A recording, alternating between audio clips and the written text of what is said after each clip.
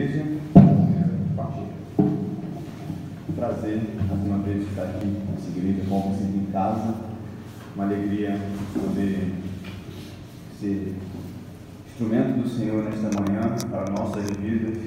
Uma alegria também poder estar com os irmãos louvando ao Senhor através das leituras. E agradecer ao reverendo Oreb, que está em plena recuperação, Simone, todos que estão aqui. Uma honra muito grande poder estar aqui juntamente com os irmãos. Eu queria compartilhar com os irmãos nessa manhã um trecho das Escrituras, o Salmo 2.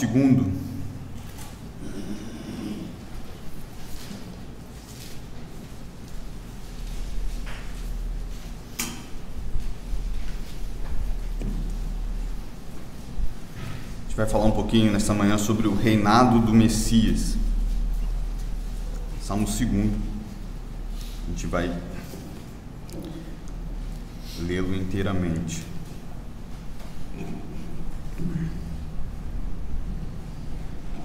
Essa manhã a gente vai falar sobre o reinado do Messias e à noite a gente vai falar sobre o rei que vem vitorioso. Então a gente vai fazer uma continuada, só que expondo textos diferentes. Nessa manhã a gente vai falar sobre o Salmo 2. Vamos lê-lo. Por que se enfurece os gentios e os povos imaginam coisas vãs? Os reis da terra se levantam e os príncipes conspiram contra o Senhor e contra o seu ungido, dizendo: rompamos os seus laços e sacudamos de nós as suas algemas. Ri-se aquele que habita nos céus, o Senhor zomba deles. Na sua ira, a seu tempo, lhe há de falar e no seu furor os confundirá. Eu, porém, constituí o meu rei sobre o meu santo monte Sião. Proclamarei o decreto do Senhor. Ele me disse: tu és meu filho e hoje eu te gerei. Pede-me e eu te darei as nações por herança e as extremidades da terra por tua possessão. Com vara de ferro as regerás e as despedaçarás como um vaso de oleiro. Agora, pois, ó reis, sede prudentes, deixai-vos advertir, juízes da terra, servi ao Senhor com temor e alegrai-vos nele com tremor. Beijai o filho para que se não irrite e não pereçais no caminho, porque dentro em pouco se lhe inflamará a ira. Bem-aventurados todos os que nele se refugiam. Vamos orar mais uma vez? Senhor Deus e Pai, nesta manhã nós entregamos os nossos corações. Queremos te pedir, ó Pai, que o Teu Santo Espírito possa falar, ó Deus, através de mim e que possa, Senhor Deus, falar para nós, Senhor Deus, o Seu povo. Te agradecemos, ó Pai, por esta igreja santa que o Senhor escolheu antes da fundação do mundo para te louvar e para te glorificar e para estar, Senhor Deus, em comunhão com o Senhor. Nesse momento estamos prestando culto a Ti, ó Pai, o único que é digno de honra, louvor e adoração. Te pedimos que o Senhor intervenha em nossos corações e que possa falar profundamente, que nós não somente compreendamos o texto bíblico, mas que possamos colocá-lo em prática dia após dia, para que nós sejamos seus testemunhos, Senhor Pai. Que nós possamos estar dia após dia, a cada dia mais conformados à imagem do Teu Filho Jesus, ungido do Senhor. E é no nome dele que oramos. Amém.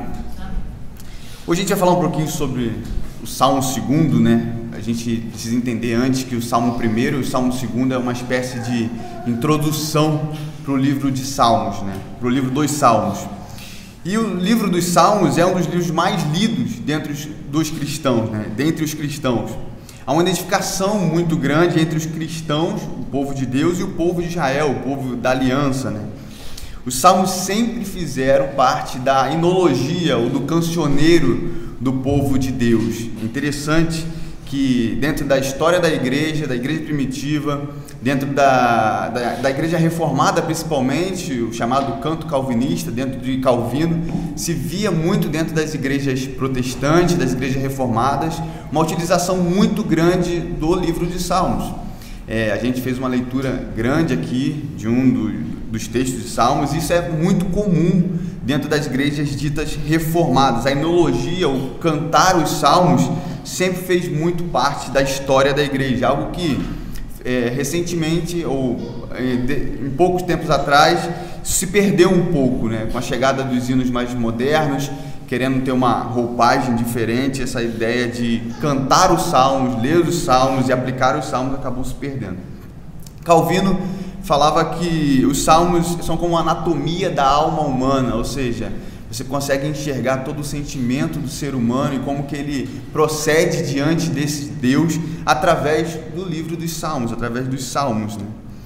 E os salmos são justamente essa coletânea que nós possuímos, que foi escrita e compilada, né, desde a época de Moisés até o período do cativeiro babilônico ou pós-exílio, como algumas pessoas podem denominar. E esse compilado, de forma bem rápida, é formado por 5 rolos de livros. O primeiro livro do capítulo 1 ao 41, do Salmo 1 ao 41, o segundo livro do 2 ao 42, ao 42, o terceiro do 73 ao 89, o quarto de 90 a 106 e o quinto do 107 ao 150, né? Vários temas esse cancioneiro vai reunir diante do povo de Deus, para que o povo de Deus pudesse cantar as Escrituras e cantar de maneira coerente, de maneira mais diversificada. Inclusive, essa salmodia em Calvino é muito vista e é muito bem vista, porque Calvino enxergava que se a igreja cantasse os salmos, a igreja estaria cantando temas mais diversos e temas mais diversos das Escrituras. A gente não ficaria cantando apenas um tema específico, mas teria uma variedade muito grande daquilo que o Senhor nos ordenou. E os salmos são escritos sobre um estilo literário. Isso é importante a gente frisar, porque esse estilo literário é bem famoso e bem característico da poesia hebraica, né? E a poesia hebraica é estruturada através desses estilos, chamados paralelismos, né? Que são ideias que são colocadas uma diante da outra. E esse paralelismo pode ser chamado de antitético, sinonímico, sintético, enfim, de algumas outras formas, ou ideias de quiasmos, né? Ideias de quiasmos são como se fosse estrutura de pirâmide, onde as ideias são expostas A, B, C, e o centro do salmo, o meio do salmo é o seu auge, né? Diferente da prosa ou da maneira ocidental da gente estabelecer poesia, onde a gente tem uma ideia mais continuada, né, ou contínua, e vai se desenrolar até o desfecho final. Os salmos, em estrutura de quiasmos, o seu pico, o seu auge, o seu desfecho é no centro dessas estruturas de quiasmos. Isso é importante para que a gente possa entender e ler o salmo da maneira adequada e compreender da maneira adequada dentro de uma correta hermenêutica bíblica. E dentro desses salmos a gente possui alguns tipos de salmos, né? A gente tem salmos de romagem, salmos imprecatórios, né?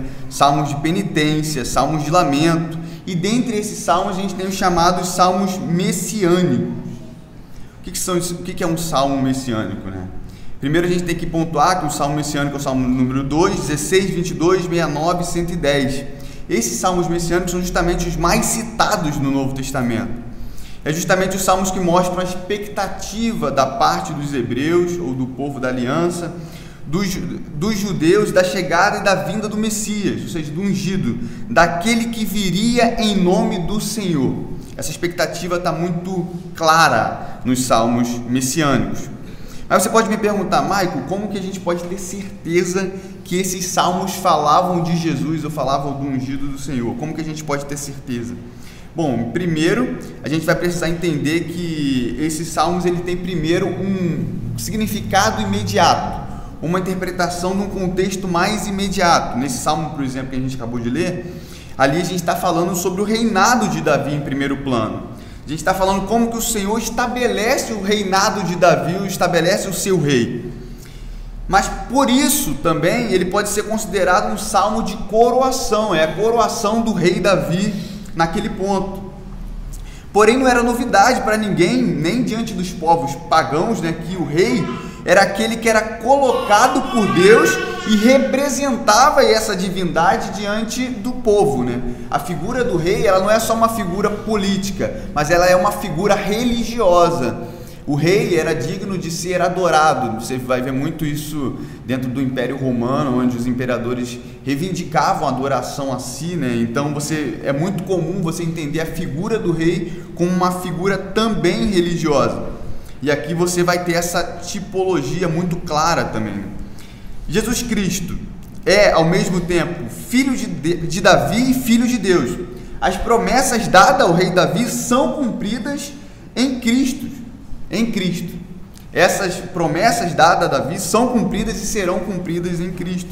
Logo, o rei aqui não é somente Davi, mas é também Jesus Cristo. Então a gente tem que olhar esse salmo de 2 pontos. Primeiro, olhando da perspectiva do reinado de Davi, uma perspectiva mais imediata, mas também precisamos olhar dentro de uma perspectiva mais escatológica ou futurista, ou olhando para o Messias que haveria de vir, a gente olhando dentro de uma ótica hebraica ou hebreia, mas a gente precisa entender que existem dois modos de se enxergar o Salmo, de um contexto mais imediato, de um contexto mais futuro, esperando ou ansiando pela vinda do Messias. Isso também fica muito claro, alguns erros de interpretação bíblica fica muito evidente, porque as pessoas botam alguma coisa na sua cabeça e falam, não, aponta para isso, mas você tem alguma confirmação nas escrituras que apontam para isso? E o Salmo 2 é muito claro, você vai ver Mateus 3,17, 17,5, Atos 4, 25, 27, Atos 13, 33, que é um ponto-chave aqui, Romanos 1, 4, Hebreus 1, 5, Hebreus 5, 5, todas essas passagens vão falar justamente do Salmo 2, partindo e ratificando e confirmando que esse Salmo se trata do Messias que haveria de chegar, que haveria de vir, ungido do Senhor. Então não é algo só que eu estou tirando da minha cabeça ou que os teólogos tiraram das suas cabeças. Não é isso. Foi confirmado e ratificado pelos escritores bíblicos inspirados pelo Espírito Santo de Deus. E é partindo justamente de um princípio que nós estamos falando do Cristo, de Jesus, do ungido esperado, do ungido do Senhor, do Messias aguardado, que nós vamos interpretar esse texto, entendendo dentro de uma ótica cristológica, dentro da cristologia, como que ele apontava para Cristo. E é assim que a gente vai fazer essa abordagem expositiva, né? Primeiro a gente precisa entender que existe uma temática nesse salmo que é muito evidente, que é uma questão de antítese, do reinado do Messias, do ungido de Deus, com o reinado dos homens. A gente tem dois paralelos aqui, dois reinados, o reinado dos homens e o reinado do ungido, do reinado do Messias. Isso aqui vai ficar muito claro na leitura que a gente vai fazer agora de forma continuada. No versículo, por exemplo, 1 e 2, quando o salmista fala: por que se enfurecem os gentios e os povos imaginam coisas vãs? Os reis da terra se levantam e os príncipes conspiram contra o Senhor e contra o seu ungido, dizendo... Primeira coisa que a gente vê nesses primeiros 2 versos é que fica claro um conglomerado ou uma aglomeração, um ajuntamento, uma união para derrubarem o Senhor e o ungido dele. Fica muito claro nesses 2 primeiros versos. Você vê aqui um ajuntamento dos gentios, e os gentios são as nações, os povos pagãos, né? Ou seja, aqueles que estavam em contraponto aos judeus, aqueles que eram escolhidos do Senhor, né? Aqueles que faziam rivalidade. Os gentios são vistos assim, e não são só apenas os povos, né? Os gentios, mas os reis desses povos estavam lutando contra o ungido ou a chegada do ungido do Senhor. Não somente as nações vizinhas, né? E a gente vai entender aqui os gentios como uma linguagem mais neotestamentária, ou o mundo, mas também os reis desses povos, ou seja, os governantes desses povos, eles também estavam lutando contra o ungido do Senhor. Eles estavam se enfurecendo, se levantando e conspirando contra o Senhor, dentro de uma linguagem do próprio Salmo, né? E a primeira coisa que a gente tem de aplicação dessa primeira parte é que quando a gente traz para os nossos dias, por exemplo, não é difícil de enxergar que os povos lutam e tramam contra o ungido do Senhor. Isso não é difícil. Quando a gente olha, por exemplo, para as leis que são feitas não só no nosso país, mas como no mundo, elas são feitas tentando derrubar aquilo que a gente chama da tradição judaico-cristã, aquilo que o cristianismo e a tradição do cristianismo trouxe para o mundo ocidental e para o mundo como um todo. As leis são feitas desprestigiando a igreja, tentando pôr em xeque esses valores que permeiam a sociedade, ou seja, você vê nas mídias páginas cristãs sendo bloqueadas na internet, quando se fala contra a questão do homossexualismo ou de qualquer outra coisa que seja concernente à Sagrada Escritura, você toma um bloqueio ou acontece alguma coisa desprestigiando isso. Isso é muito claro, Nossos jovens são perseguidos nas universidades, os cristãos possuem cada vez menos direitos e até com relação a tudo que a gente vê, por exemplo, na igreja ou de outra forma, os governantes tentam agir de forma que desprestigiem a lei do Senhor e a igreja fique cada vez mais confrontada com isso. Se você for olhar, por exemplo, as leis que são feitas ou que são debatidas no STF, a gente vai ver, por exemplo, que eu não estou falando nada de anormal, né? Nada além ou nada fora do que a gente está entendendo. Os reis da terra se levantam, os príncipes conspiram contra o Senhor e contra o seu ungido, dizendo, ou seja, os reis conspiram contra o seu ungido. E contra o seu ungido aqui não é somente contra Cristo, mas contra justamente o povo de Deus, contra o povo escolhido de Deus. Quando a gente é confrontado e a gente é colocado diante da parede, o próprio Cristo está sendo confrontado.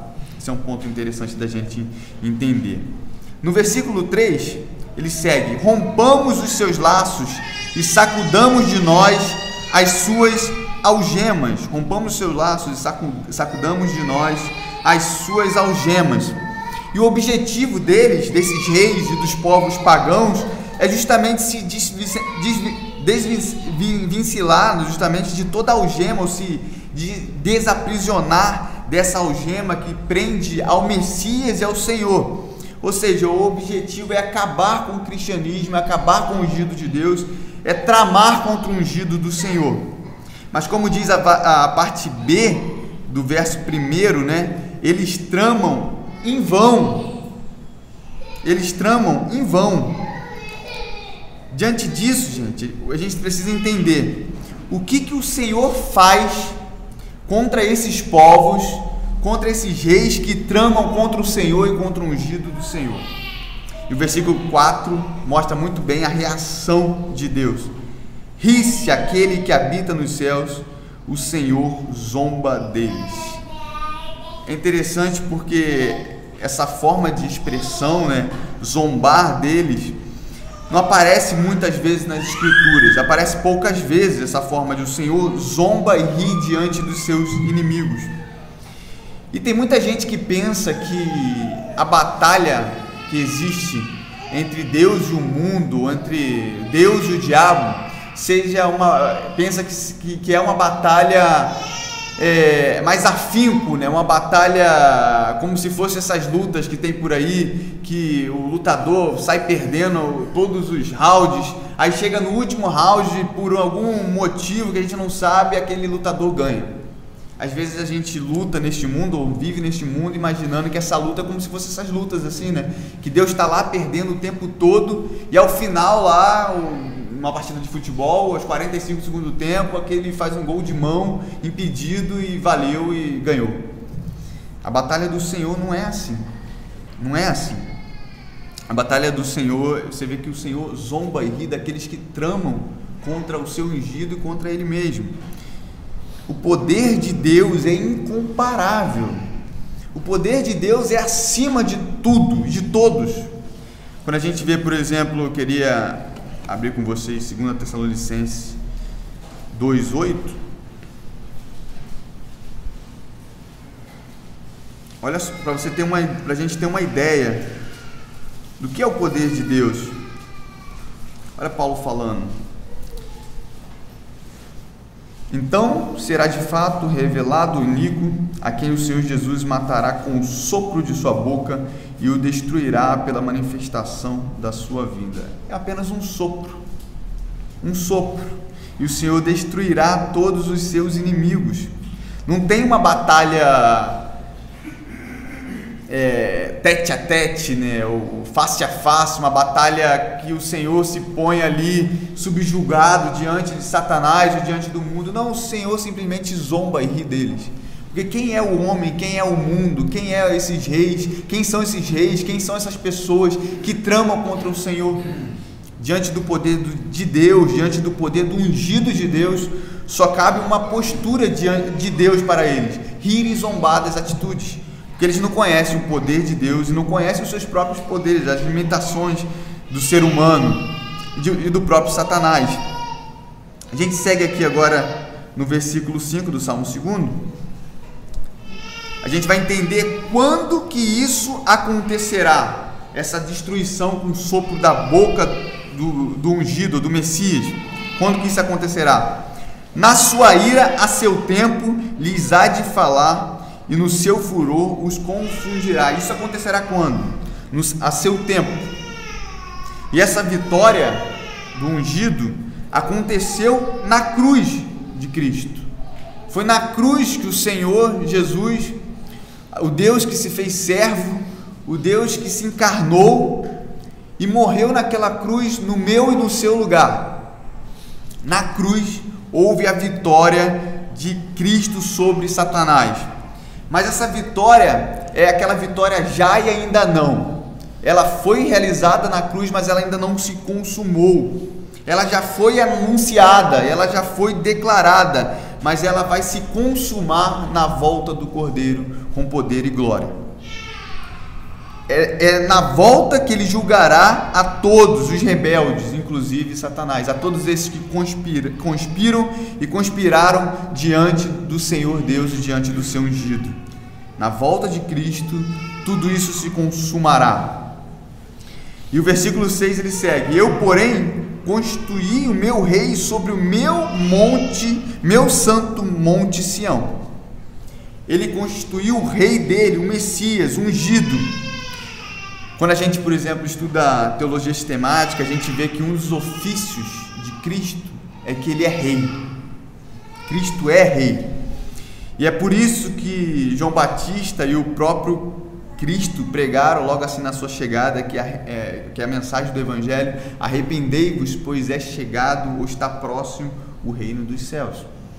E quando a gente pensa assim, a gente entende que o reinado do Messias, o reinado do ungido, estava se estabelecendo, estava perto, estava próximo. O Messias veio para estabelecer o seu reinado, que diferentemente do que os fariseus, por exemplo, pensavam ser um reinado político, um reinado diante do Império Romano, o reinado do Cristo era um reinado espiritual, era um reinado que ia além das nossas vistas, era um reinado que ia muito além daquilo que os próprios fariseus pensavam.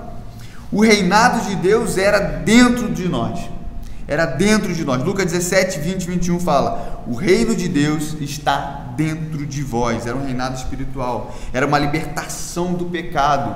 Era uma libertação da nossa própria concupiscência, das nossas próprias vontades. Era o livramento da ira vindoura de Deus. Esse era o reinado do Messias.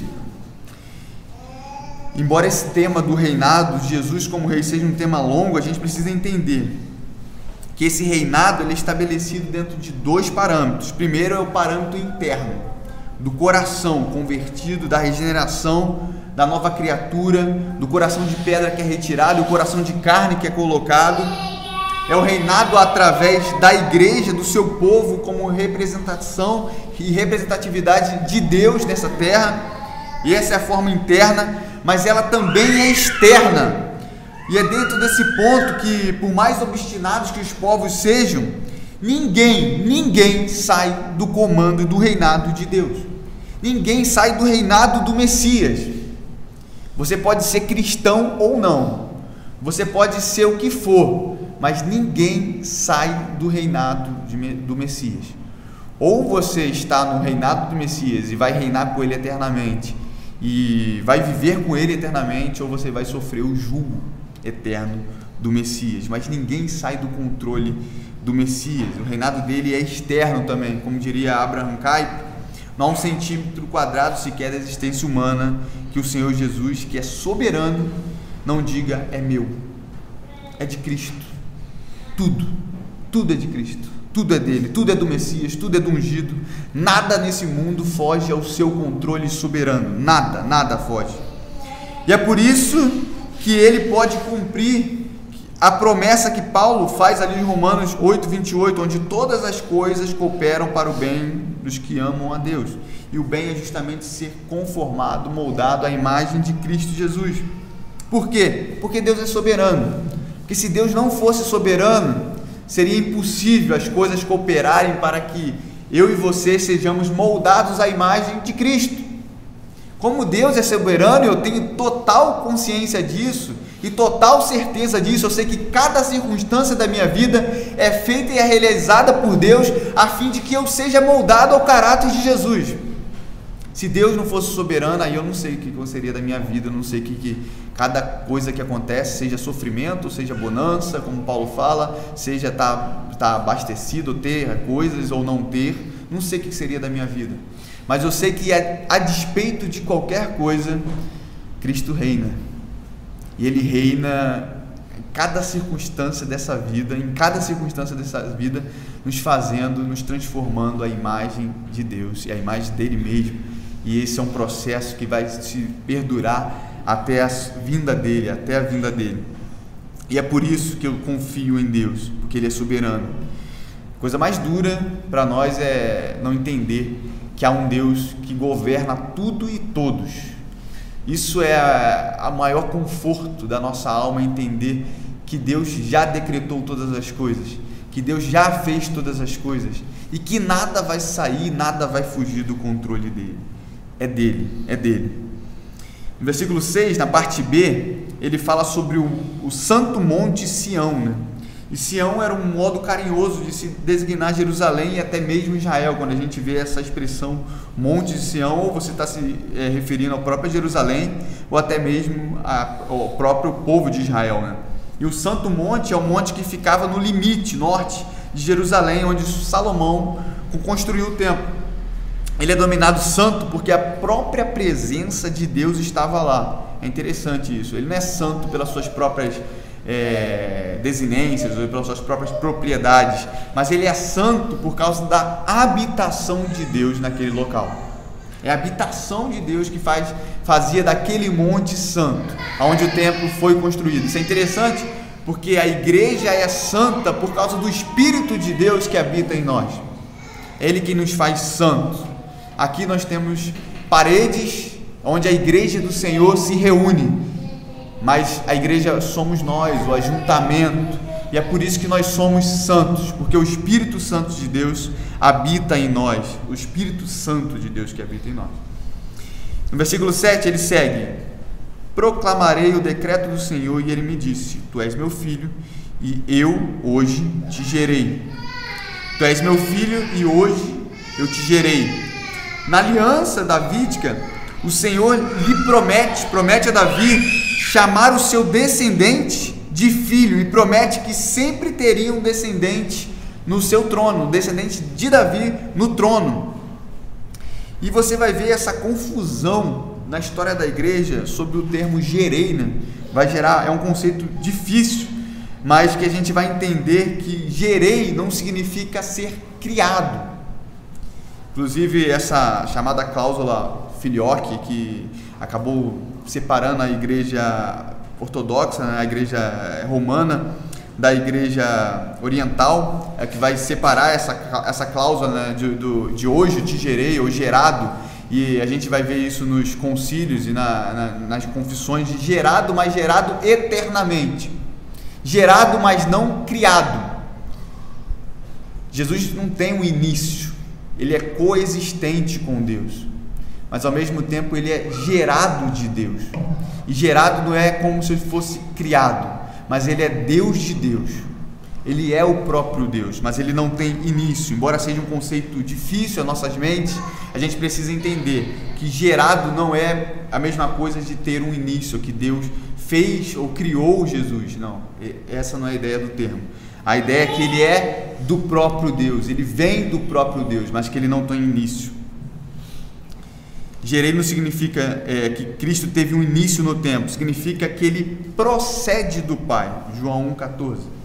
E ele sempre foi filho, mas quando ele foi gerado? Na eternidade, atemporalmente.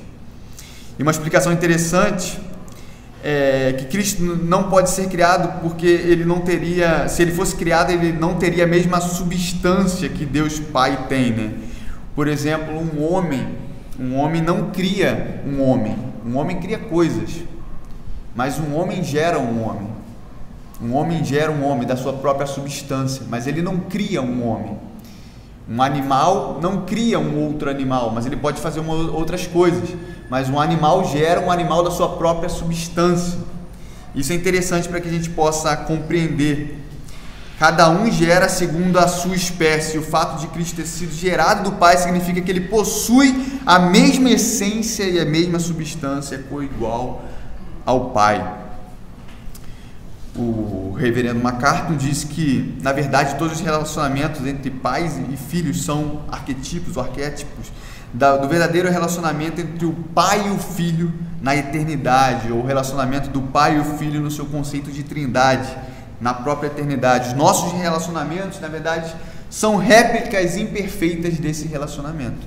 E a gente precisa resgatar justamente o modelo correto, o modelo santo, o modelo perfeito, que é o modelo do Pai e do Filho, o modelo de Deus e Cristo. Esse é o modelo para as nossas vidas. E ele termina dizendo que essa relação é um mistério. MacArthur diz que essa relação é um mistério porque nós não devemos, onde nós não devemos sondar tão profundamente, ou seja, são coisas ocultas a nós, a gente precisa ir até onde as Escrituras nos revelam. Versículo 8 ele segue, o salmista: Pede-me, e eu te darei as nações por herança, e as extremidades da terra por tua possessão. As nações por herança. A salvação e o amor do Messias seria a todas as nações, quebra qualquer exclusivismo por parte de Israel. É interessante que você vai ver na teologia o que a gente chama de revelação progressiva, e você vê que isso se dá a um homem, né, Abraão.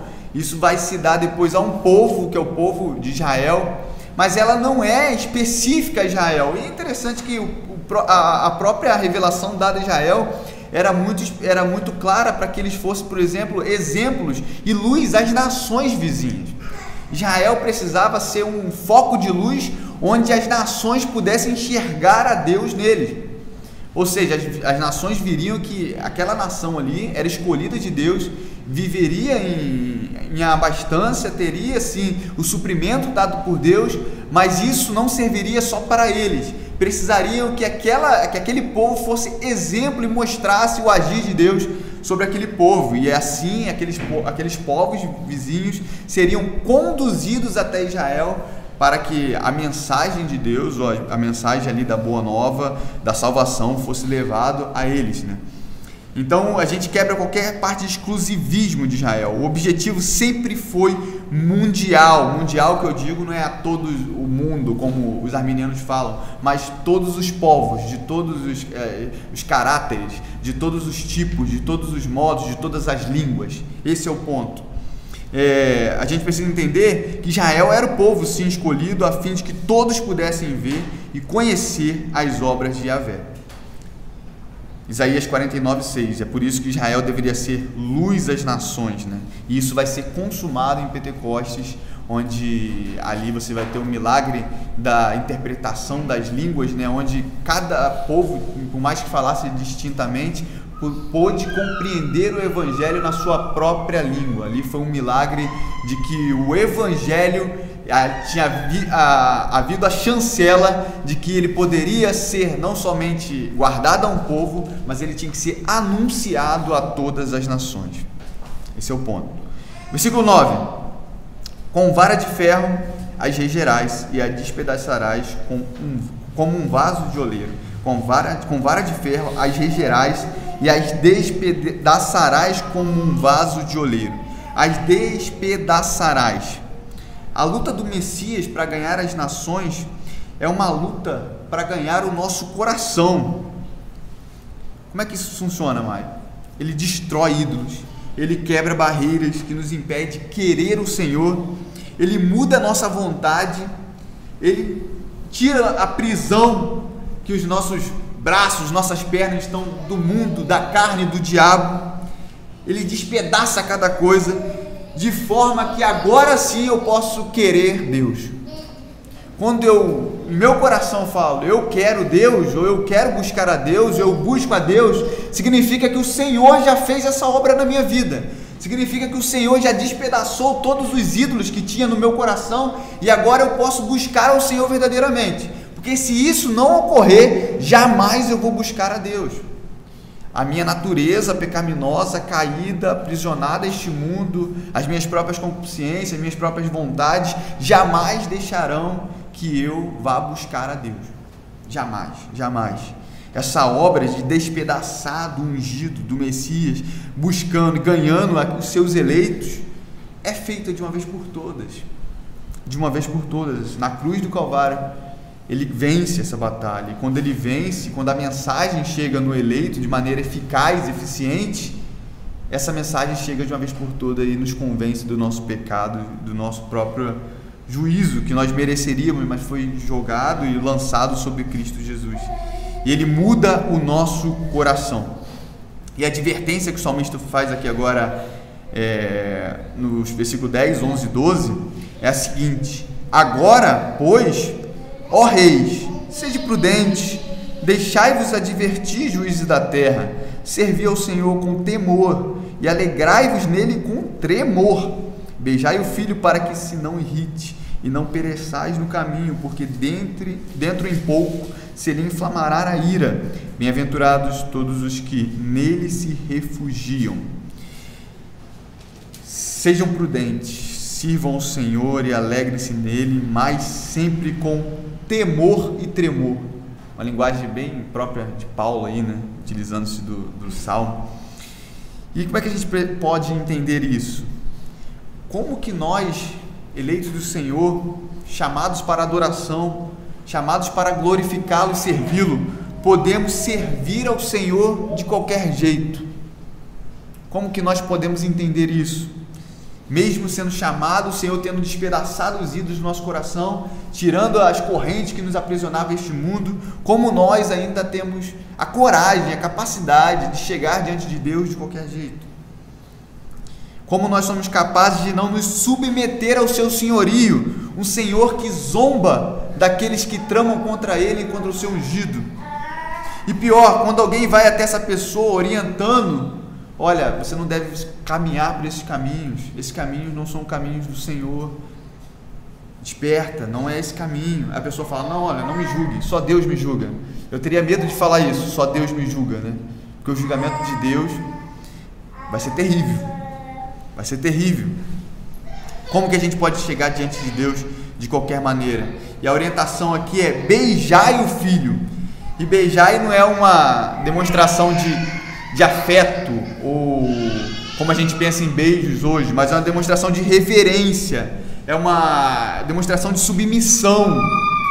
Seja submisso ao filho, dobre os seus joelhos diante do filho, adore ao filho, esteja diante do filho. O filho é rei, o filho foi colocado diante de tudo e diante de todos. Dobre os seus joelhos diante do filho, reverencie ao filho, reconheça o filho, viva com o filho e não como se o filho não existisse.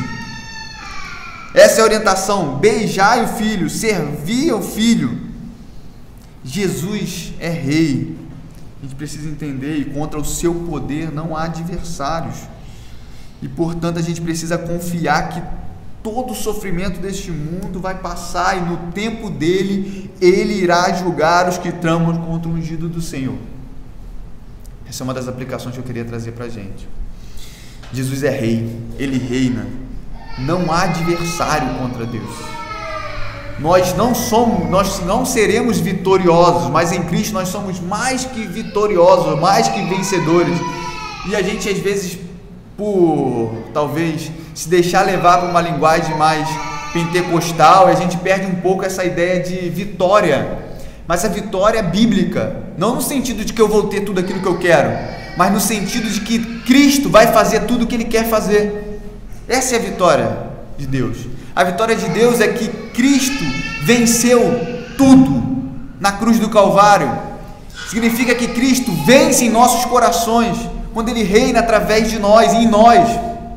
Significa que Cristo vence através da igreja, mesmo os reis tramando contra a igreja, mesmo os governantes tramando contra a igreja, mesmo a igreja sendo perseguida como é, mesmo a gente tendo que fugir de um monte de coisa, mesmo assim nós já somos vitoriosos. Mesmo assim. Por quê? Porque eu sou bom? Não. Porque Jesus reina. Jesus reina. Nós que fazemos parte do reino de Cristo precisamos nos submeter a Ele. Não há espaços para cristianismo nominal dentro do reinado de Cristo. Não há espaço para eu intelectualmente afirmar afirmativas até corretas acerca do reino de Deus, mas na prática, na minha vida, eu estou vivendo uma vida totalmente contrária aos preceitos do Senhor, aquilo que Ele ordena no nosso coração e na nossa vida. A gente precisa entender que o reinado não é somente na nossa mente, mas é no nosso coração, é na nossa vida, é no nosso todo. O Senhor não nos quer apenas 50%, 10%, 90% ou até 99%, não é isso. É 100% da nossa vida. E 100% da nossa vida requer, aonde quer que eu esteja, o Senhor seja estampado através da minha vida, através do meu testemunho, seja o jeito que eu enxergo faculdades, seja o jeito que eu enxergo política, seja o jeito que eu enxergo qualquer área da minha vida, a Escritura precisa permear e estar dentro dos meus olhos, fazendo com que eu enxergue não o meu mundo, mas o mundo de Deus e a partir da perspectiva do Senhor Jesus. Esse é o ponto. E diante do Senhor, o Cristo que irá julgar com vara de ferro, não haverá escapatória. Não haverá escapatória. Não haverá escapatória. Para nós, só há uma solução: nos arrependermos dos nossos maus caminhos e nos voltarmos ao ungido, ao Rei. Esse é o único caminho para o mundo, é o único caminho que nós podemos oferecer, e é o único modo que nós podemos pregar o Evangelho: é arrependei-vos, pois é chegado o reino de Deus. E o reinado de Cristo nos possibilita viver uma vida de paz, de alegria, algo que somente ao seu reinado pertence. Eu fico intrigado com as pessoas que querem viver em vida de alegria sem Cristo. Só que a alegria é fruto do Espírito Santo. Não há alegria sem o Espírito. Eu fico intrigado com as pessoas que querem paz, mas não buscam o Cristo da paz, ou o príncipe da paz. Sem príncipe da paz não há paz. E paz não é a ausência de conflitos, não é isso. Paz é a despeito de conflito, a despeito de qualquer circunstância, o meu coração está guardado naquele que é Rei de paz. Isso é paz. A gente precisa entender que mesmo diante das dificuldades e perseguições, o Senhor reina na nossa vida, e além disso Ele coloca no nosso coração a esperança de que o reino de Deus se consumará perfeitamente e plenamente. A gente não pode viver neste mundo como se esse mundo fosse acabar aqui, ou como se aqui fosse a nossa última esperança. Paulo já falava, né? Já disse que aqueles que esperam em Cristo somente para este mundo é o mais miserável de todos os homens. O reino começa aqui e já é aqui, mas ainda não. Ele se consumará no reino por vir, na nova Jerusalém celestial. E o nosso coração precisa estar nela, buscando, esperando, aguardando, ansiosamente por esse dia no qual não haverá mais dores, sofrimentos, nada disso. E nós reinaremos perfeitamente com Cristo, seremos conhecidos, conheceremos a Deus como Ele nos conhece, não a Deus Pai, mas a Cristo. Veremos a Cristo. Estaremos com Ele eternamente. Precisamos viver na expectativa da Jerusalém celestial. Essa é a nossa esperança, essa é a esperança da igreja. E eu queria dizer que Cristo reina, o reinado do Messias já foi estabelecido. E todas as coisas estão cooperando, estão juntando, estão se formando para que o reinado de Cristo seja estabelecido de forma plena e perfeita na nova Jerusalém celestial. E se nós estamos aguardando somente para este mundo, que nós possamos nos arrepender e viver de uma forma bíblica, de uma forma escriturística, de entender que o reinado do Messias é um reinado dentro do nosso coração, onde Ele nos transformou, mas é um reinado externo também, onde todas as coisas que há nesse mundo é de Deus e é do Senhor, e nós precisamos entender que neste mundo caído a gente não vai conseguir ainda viver perfeitamente esse reinado, embora o reinado já tenha sido estabelecido, mas nós precisamos esperar e aguardar e anunciar a vinda desse Messias. Eu queria orar com vocês, pedindo a Deus que mude o nosso coração e que nos faça anunciar essa mensagem, a chegada do Rei Messias, ungido do Senhor. Senhor Deus e Pai, diante da Sua palavra nós só temos uma postura, ó Deus,